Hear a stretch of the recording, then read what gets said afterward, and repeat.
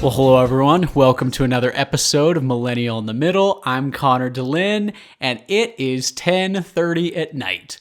Now, why do I tell you that? I tell you that so you can know that, I have a full-time job, I've got a life, and I do this all on my own time. I do this on weekends, I do this at night, and I really love it. I really enjoy it. I mean, it's a little dorky. I gotta be honest that it's 10:30 at night and I'm pumped up right now at the end of a long day to talk to you for a little while about the Electoral College. I admit, nerd alert, whatever you want to call it, but here's why I enjoy this. The messages that you send to me, the comments that you make really mean so much. I know I say it over and over again, but I really mean it because that is my form of interaction with you. If I don't get those messages, if I don't see you following the accounts or whatever it might be, I'm just at 10:30 at night bored talking to my microphone, right? But when I get those responses to you, I know it's something bigger than that. So thank you so much for being involved. Thank you for reaching out with questions, with concerns, with thoughts for topics moving forward. And I'm excited because tonight's episode actually comes from a conversation that I had with a listener and a question that she asked that basically led me to say, I think we need to do a whole episode on this because I know there are other people out there that might have a similar concern or a similar question. And so we're going to look at this today from that millennial in the middle mindset. And we're going to look at some history. We're going to try to find some solutions. We're going to understand it is very complex, but hopefully this is something that, well, I know you're going to hear a lot about it over the next couple months, and I want you to be a little more informed when you hear people talk about it. And I know that'll be the case after tonight's episode. I guess you're maybe listening to it in the morning, but I'm doing it at 11 o'clock at night. So thanks for being here. Thanks again to all of you who reach out. Follow our channels if you haven't.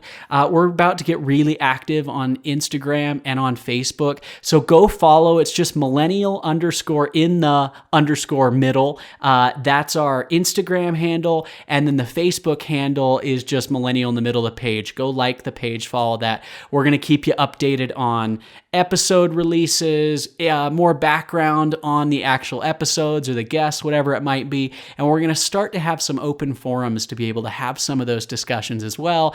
And I run those accounts. So you're talking to me when you reach out there. It's a direct line that I open up to my listeners.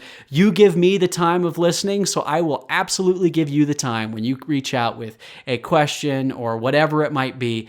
I absolutely love that, and I mean it. Again, thanks to my team, Sarah Collins, producing these episodes and the audio quality and all of those things with her expertise, and Kel Robbins for helping us with content creation and helping me out kind of run those social media channels as well. So we've got a great team. Thanks for being here. Let's dive into this. I want to start with a vocab word. I know that's like the lamest way to start any speech with Merriam-Webster's dictionary defines this, but it's important. I want to talk about the word paradox. I always have loved this word, but the word paradox means this: a seemingly absurd or self-contradictory statement or proposition that, when investigated or explained, may prove to be well-founded or true. So let me break that down. A paradox is a statement that seems to contradict, that seems like both of those things can't be true at the same time, but then you look into it a little bit more and they are. So understanding that word, I'm about to give you a paradox. Are you ready? Donald Trump won the 2016 election in a landslide, and Hillary Clinton got millions of more votes than Donald Trump. Let me say that one more time. Donald Trump won the 2016 election in a landslide, and Hillary Clinton got millions more votes than Donald Trump. That is a paradox. We're going to look into it today and see how that, when explained or looked into, proves to be well-founded and or true. And the reason that it is true, the reason that it's well-founded is because of the Electoral College. Now, We hear about the Electoral College. I think most of us probably have some sort of idea what that is, but I want to dive into this in further detail today. We're going to talk history. We're going to show how it came to be, then how we've kind of interacted with it over the last couple hundred years, and then look at some current problems that we're facing right now and kind of give you my opinion on this. I'm actually not going to stay neutral in this episode like I do on a lot. I'm going to tell you I'm for the Electoral College, and I'm going to explain why tonight. Now, with that being said, I told you that this episode came from a question I got from a listener. Her name is Sunny. She reached out to me. Shout out to Sunny, by the way. I hope you're listening. I know you're listening. You still are, right? And Sunny says to me, Connor, I live in Utah. I am probably going to vote for Donald Trump, but I know that he is probably going to win Utah. Let's be real. Utah goes Republican. So does my vote even matter? Now, that's a really good question. The first response I gave to her, which we're going to get into in later episodes, is honestly, she may be right. If whether she shows up to vote for Donald Trump in Utah or not probably isn't going to determine if Donald Trump carries Utah. However, the other things down the ballot, those local leaders, whether it be the mayor or whether it be your representatives or senators, those are the people that often have a whole lot more influence or power in your own day-to-day life than just the president themselves. And so, that was my first response to her. We're going to talk about small government and do that later.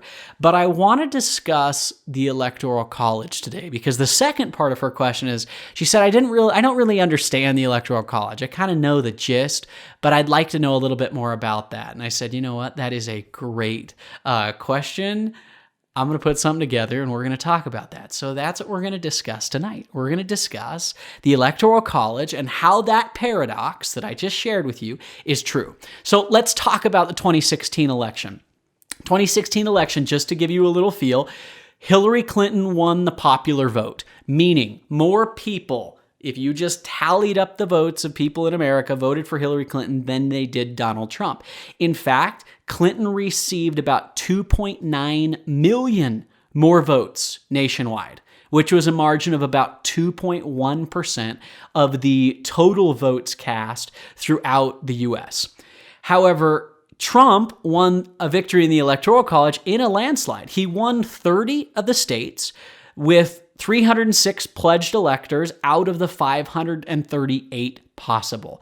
And in that, he basically overturned, we know that if you look at the Electoral College map of 2016, it is extremely red. He overturned the swing states of Florida, Iowa, and Ohio, and also turned what has been called the blue wall of Michigan, Pennsylvania, and Wisconsin that has gone Democrat since the 1990s. And, like we've talked about before on this podcast, all of this happening when Trump wasn't even projected to win at all and was down in all the polls prior to the election. Now, this election we're going to talk about in a little bit more detail in a little bit, but let's first go back and look at some history. Now, we're going to go way back in history. I need you to think of a time before cell phones. Yeah, we're going to go back to 2000. I say that facetiously, right? But, on a side note, isn't it crazy that we can talk about the year 2000 and that does kind of feel like history? For my Gen Z listeners on the podcast, you may not even have been around or alive in 2000. We did the 9/11 podcast tribute episode a couple episodes back and talking about how that was the 19th anniversary of 9/11. And to think there are a lot of people alive today that can vote that don't even remember 9/11. It's crazy to me. 2000, what are the hit songs in 2000? Number one hit songs, Christina Aguilera, What a Girl Wants. You remember that one? Destiny's Child, Say My Name, Say My Name. In Sync, It's Gonna Be May. That was 2000. And the number one song during the election in November was With Arms Wide Open. All right, it's 10:30 at night. Sorry, I had to do my Creed impression. I'm a little loopy right now. Stick with me. Number one show on TV in 2000 was Survivor. Why do I point that out? Because I have watched every season of Survivor since 2000. I love Survivor. I'm a diehard. If you're listening to this podcast and you're a Survivor fan, please send me a message to let me know that you're in the club, ready for season 1. It's season 41. It's coming soon. Anyway, 2000 election, Al Gore, who had been the vice president under Bill Clinton, and George W. Bush, the son of George H.W. Bush, who was our 41st president. I feel like I can't say George Bush's name without doing it in the accent.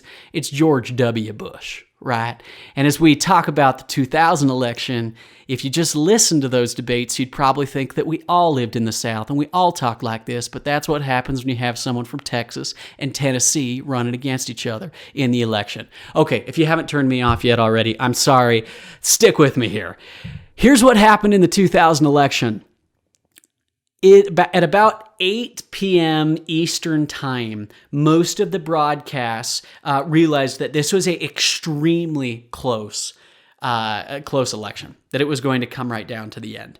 And on election night, as we prepare for election night, as we're going to see it soon, a lot of the results that they show you on TV are from the exit polls. They're not actually ballots that are cast yet, but what they do is they have people from these news networks stand outside the voting centers,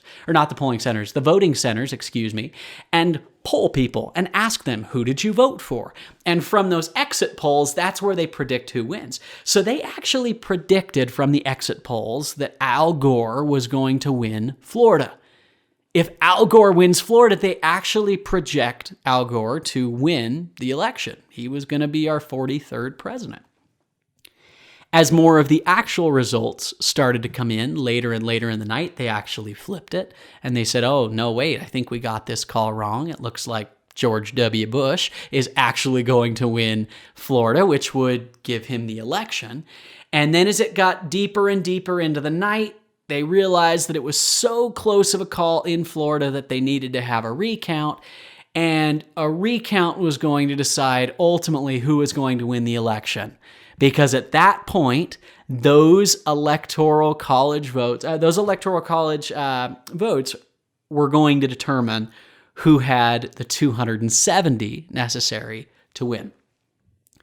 Now, I don't fully remember the election of 2000. I was 8 years old. So this is history to me, right? I realize I have a lot of listeners that remember going through this. But there was a really messy recount that happened after that case, where basically, if you've heard talk about the hanging Chad, right? They recounted in these different counties, these votes. There were all these votes that were literally, the way they did it was like a hole puncher type thing. And the Chad, the little circular hole that the hole punch would create, stayed stuck on it. So it was punched in, but it was stuck there. It was hanging. And they actually came out and ruled, no, if there's a hanging Chad, those votes don't count. Throw them in the trash. And so you can imagine it's this time of complete chaos because we don't know who won. We have two guys that both think they've got a really good claim to Florida, and whoever wins that state is our next president. Ultimately, after recount, they ended up having this decision be made by the Supreme Court in Bush v. Gore, and basically it was extremely controversial, but in a 5-4 vote, they basically ended the recount and said, we've proved enough times that George Bush has gotten enough votes, let's move on. George Bush is the president, let's go. A lot of people claim that George Bush won the presidency in a 5-4 vote, rather than taking into account everyone in the entire nation. Now, a couple things happened with this. As he did that, and as George Bush won Florida, they ultimately found after the final recount that he won Florida by 537 votes, a margin of 0.009%. And ultimately, Bush won with 271 electoral votes, one more than the majority, despite Gore having 543,000 more votes, a margin of 0.5% of all votes cast. So, in 2000, this was the fourth of 5 times in our nation's history that the winner of the election didn't win the popular vote. Now, this was a big deal because it was the first time that this has happened since the 1800s. The last president to do that was Grover Cleveland. So it had seemed so far-fetched for so long that someone that didn't win the popular vote would win the election, but all of a sudden it was brought right back up again in 2000, and then guess what? In 2016, Donald Trump, actually by a lot bigger margin, loses the popular vote. George Bush lost by 543,000. Trump lost by 2.9 million. And so think about it. In 2 of our last 5 elections, 40% of our last 5 elections, we have had the winner not have the most votes tallied up in the popular vote. Now, of course, the argument is you hear that, logically, that just doesn't make sense. You're like, well, we're in a democracy. Why wouldn't the person with the most votes just win? That seems completely reasonable. That seems completely rational. Why do we even have this electoral college in the first place? Well, let's run the clock back a little bit further. Let's look at some legit history now, not 2000. Let's go all the way back to 1787 and see why the electoral college was put in place. And I want to explain some of the thought process of why this happened. We've talked about the Constitutional Convention several times in this podcast, and I'm sure we're going to do it again and again in further episodes. But the Electoral College basically came from what they call the Compromise of 1787. Now, let's go back in time. Let's set the framework for this in a little bit more detail.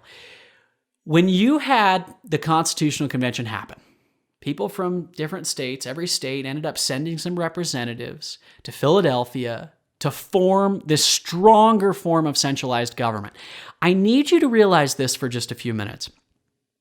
At that time in our nation's history, the states viewed themselves as independent of each other. It was easier to understand them as their own separate countries that formed this alliance, per se. I mean, what did they call themselves? We're United States of America. And so while they all still wanted to have their own state governments, their own state leaders, the governor, they realized that if we're going to be able to fend off other attacks from other nations, or if we want to financially progress and all these grand ideals that we have for this nation, we need to have a stronger form of national government. So they got together and they decided, let's write this Constitution thing. Now, by the way, these men, they had studied history. They studied Rome. They studied Greece. They said, what were they doing in Athens? They looked at other European countries, what had worked, what didn't work. They tried to bring all this knowledge together and figure out a form of government that was going to work. Here's what's crazy. That document that they created during the summer of 1787 in a hot and sweaty room in Philadelphia, we still follow. We think about how different we are just from 2020 to 2000, right? We joke about, you didn't even know what a cell phone was in 2000. Think now 1787, but what those men created in that room, we still live by today. But what's interesting is there are things in the Constitution that were done out of necessity in that period of time that we still live by today, and frankly, we just don't ask questions often because it's just the way things are. It's the way things always have been. The Electoral College is one of those things.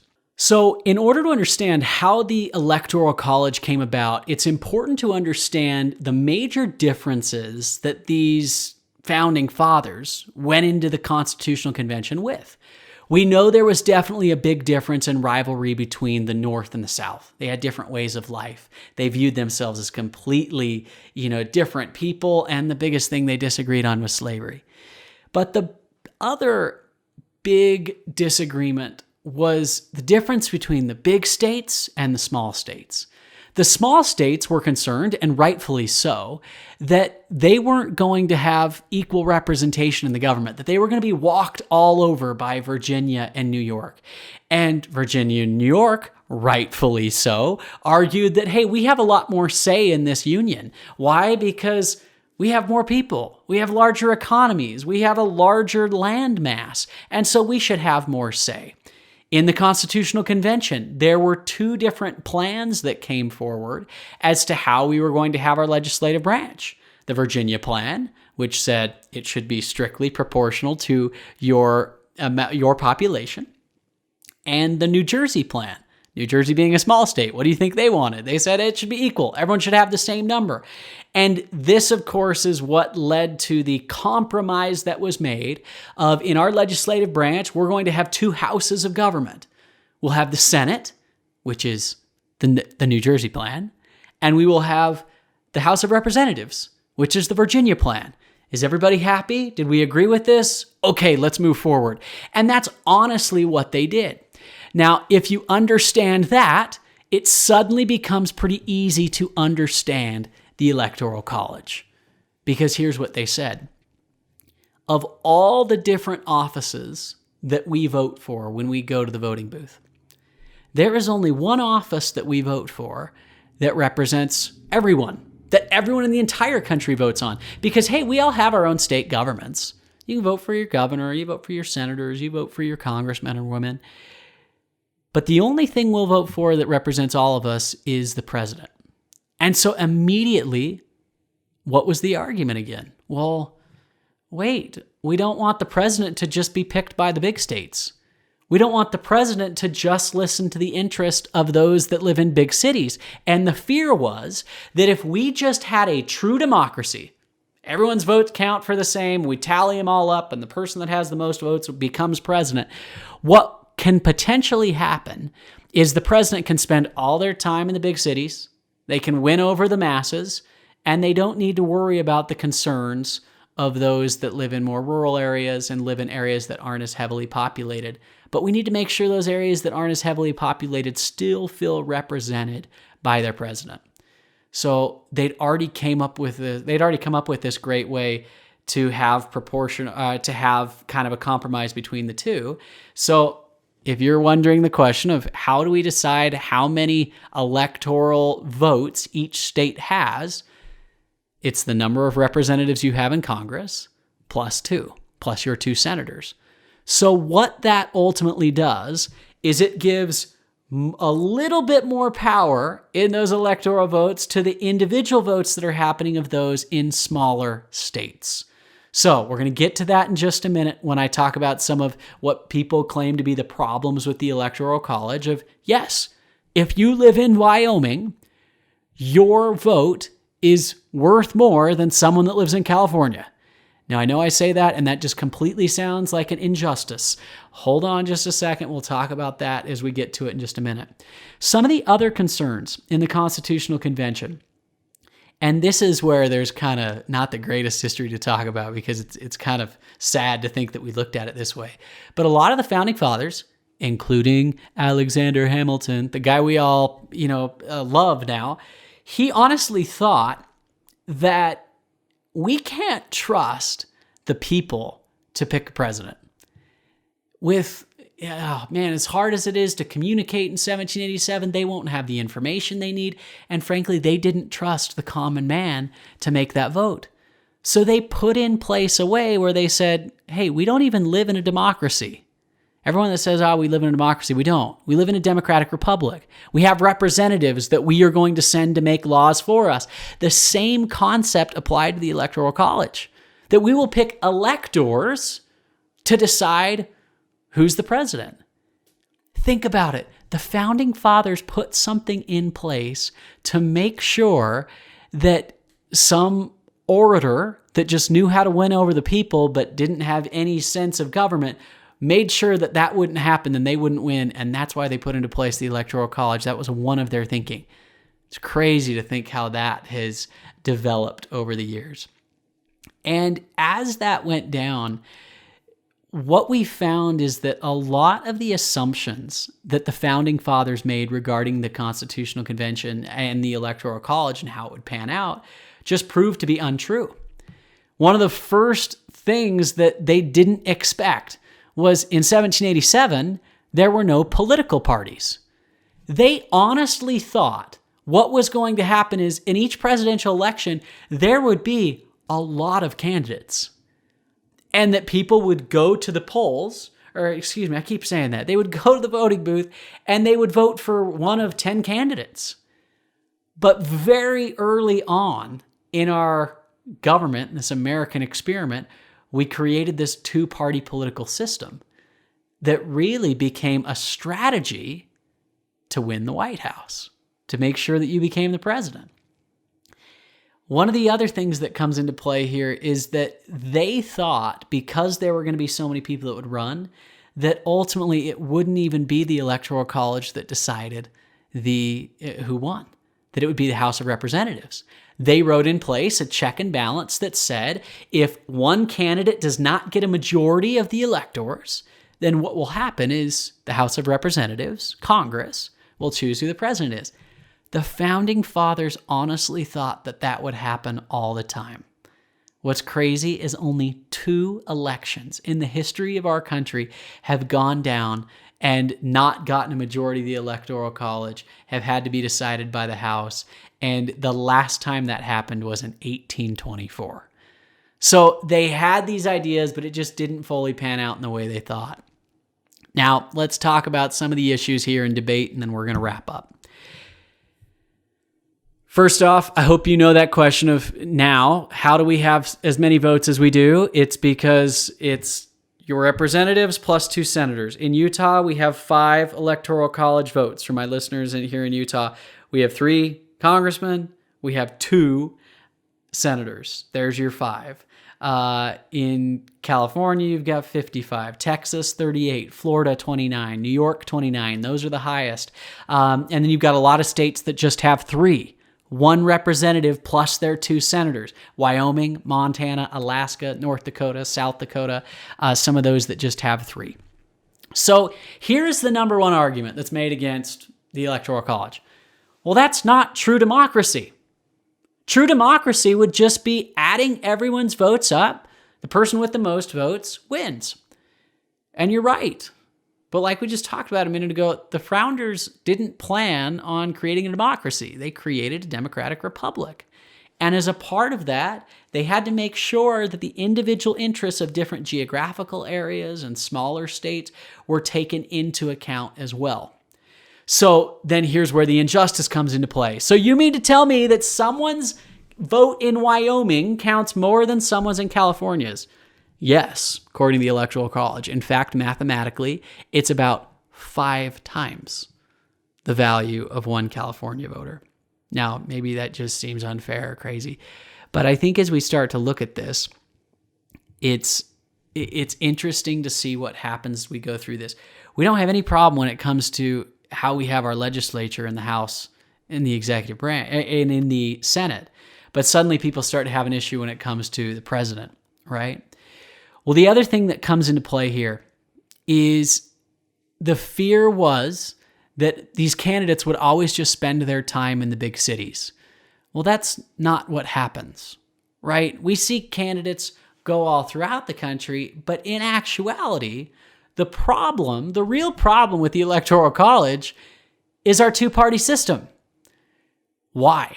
Well, here's why I say that. We could go look at a map of the election right now and probably have a pretty good feel for where about 35 to 40 of the 50 states will vote, which way they'll go. We know which way they lean. We know historically kind of their makeup. And because of that, we'll make a guess on where they are. So what ends up happening is the candidates don't spend a lot of time in big cities. Where they spend their time is in the swing states. And so what the Electoral College has ultimately created is a world in which all that happens here is we have the candidates spending their time in a few different areas. And they know if they can pick up these different spots, then they're going to win the election. Now, you can't fault either party for doing that. It's straight strategy. It's out of necessity. It's people saying that I want to control the White House, so here's what I'm going to do. So unfortunately, to answer that question that Sonny gave at the start of the day, or that I shared that Sonny asked me at the start of the day, when it comes to does your vote matter in Utah, honestly, Utah's probably going to go red. There's a reason why Donald Trump or Joe Biden probably won't come campaign in Utah, because in their minds, they already know where it's going to go.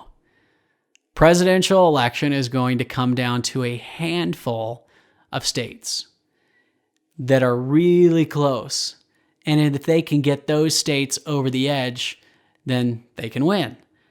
Now, here ultimately is where I feel is one of the problems with the Electoral College. We work under a winner-take-all system. So here's where the Electoral College can get a little bit hazy. Mathematically speaking, it is possible to win the presidency and win the Electoral College by just winning about 21% of the popular vote. Now, that is the absolute mathematical extreme. We've never had anything even close to that happen. But it's set up in a system where, now, how would you do that? If you won all of the states, starting with the smallest to the largest, if you won all of the states by a margin of just one vote, you would get all of those electors. And then if you looked at the largest states now, once you hit that 270 number, all those larger states on top of that, if you won 100% of those votes, you would basically have a 21% of the popular vote that the candidate that won those smaller states got, but would somehow still win the Electoral College. Is that true? Yes. Does that mathematically not sit right when we want to believe that everyone's vote matters and everyone's voice is the same? Yeah, it's tough to swallow. I get the arguments. If you want to have a little bit of fun before Election Day, I recommend you go to the website 270towin.com, 270towin.com. And what you can do is you can play with the Electoral College map, and you can turn the different states red or blue, and what you're looking for is 270 of those electors and finding a path to victory. And that's what these campaigns do. They know what's our path to that 270, what states can we get to turn, which states are we not even going to worry about because we know we're going to win or we know we're going to lose, and we're going to focus on those swing states. At the end of the day, to me, the problem is not in the Electoral College. Our House and Senate work just fine with proportionally how we've set it up. The issue is in extreme political parties. Now, what's the answer to that? Well, there's some different things that you can look up. Maybe go look up ranked choice voting. I'm not going to jump into it in this episode, but it's basically the idea that rather than going and voting for one person, which will often create this one of two choices, that you go to the ballot and there are multiple choices to choose from, and you rank from worst to best, or you pick like your top three, and that's who decides. And basically those votes are then tallied up. There's a whole system for ranked choice voting to decide who the winner is. Maine actually does this. Now, if you have a problem with the Electoral College, your state can change it. There are two states, Maine being one of them, that actually uses a proportional voting process as opposed to this winner-takes-all system. And interestingly enough, in 2016, Hillary Clinton won a majority of the votes in Maine, but because of the rules they had in place, of Maine's 4 Electoral College votes, Donald Trump actually got one of those because of the percentage that he got in that certain county. So there are some ways to change this, but listen to this. Here's what I thought was interesting studying for this podcast. The Electoral College, people have made attempts to amend over 700 times in the history of our country, and it's never worked. It's never panned out. Now, in closing, here to me is what I feel is one of the strongest arguments for the Electoral College. I started this podcast by talking about the election of 2000 and that it was madness. And then we went for months wondering who was going to win Florida, and recount after recount, and contesting the results and going back, and then it ultimately having to go to the Supreme Court and them saying the recounts have been enough. George Bush, you're the winner. If we just had a true democracy and added up all the votes at the end of the day to see who would win, the margin of error that would then justify a recount could be in the millions of votes. And so every single election that stays close, if you go back and look at a lot of them recently, would go to a recount. And then guess what? You have to recount every single ballot. How it works currently, we basically have 50 different individual races. They add up those states, they pick a winner there, and then that state is then awarded a certain amount of like points, right? Is the way I like to think of it, that then get awarded to the one candidate or the other. Is it a perfect system? No. Is it designed to try and help the smaller states have just a little bit more power? To just have a little bit more say so they're not walked over by the Californias and the Floridas and the New Yorks of the world? Yeah, it is. Does that mean that someone's in Wyoming's vote means a little bit more than someone in California? Yes. But I don't think that's at the end of the world. That's the end of the world when we really look at all of this and kind of dial this down. I think our problem, like we talk about a lot on this podcast, is in political parties themselves. But the way we've set up, there's a reason why this hasn't changed in over 200 years. There's a reason why this has tried to be amended 700 times and it's failed. Because we have a place right now, or we have a system in place right now that leads to a pretty clear-cut winner most of the time. The rules are set. Here's how you win. You need 270 Electoral College votes to get the job done. So go make it happen. Go win. Go see if you can pull it off. And at the end of the day, say a state or two is close enough that they need a recount. Most of the time, you've already figured out who that winner is going to be. So we have a feeling of who the president's going to be pretty soon after the election, as opposed to months and months of chaos, of arguing, of who knows what can go on as we try to mess with the ballots and recount over and over. We don't want the election of 2000 to happen year after year, and the Electoral College sets up a pretty clean and easy way to win. So that's a lot. There's a lot of history there. That is a pretty complex topic. It is now 11 o'clock at night, and I am tired just talking through all this. You're probably tired listening to it. Thanks for going through it with me. I hope now, as you watch the election, as you watch the debates, as you start to take this in, you've got a little bit better understanding of the Electoral College and why it's in place. And now when someone says to you, why don't we just count up everyone's votes? Like, why do we even have this in the first place? I hope that you can look at them and say, well, since the Compromise of 1787, sound real smart, talk about the Constitutional Convention and why we haven't this in place, and you'll be a little bit more informed as you have these conversations as we approach election season. So, thanks for listening. Until next time, clowns to the left me, jokers to the right, here I am, stuck in the middle with you. See you next time. Clowns to the left of me, jokers to the right.